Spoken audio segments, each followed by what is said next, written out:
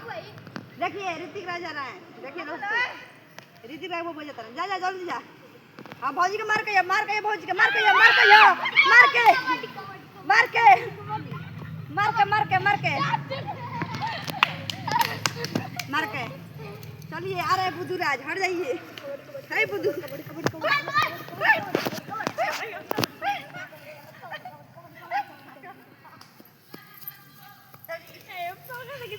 वो उतना दूर गला पकड़ा ना।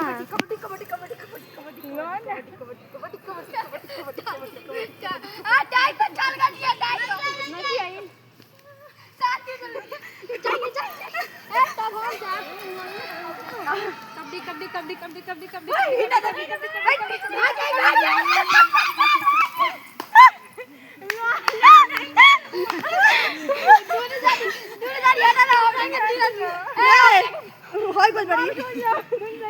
कहां से ना कि तो नहीं हां तो ना एने भागे 6-7 साल छोड़ दियो ऐसे साथ छोड़ बोल बड़ी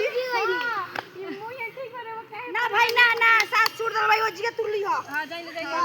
कहीं हमें जिंदा बनी हम जिंदा बनी हां तू आ और का जिंदा बनी साइड में जाही ना देवी ढोकड़ हो हम हाई ही ना तब हम जा आओ लोग की आगे आओ लोग हमें आ जाए तब हम पकड़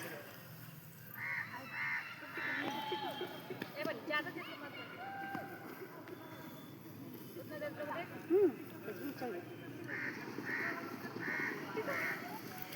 देख कबड्डी बटा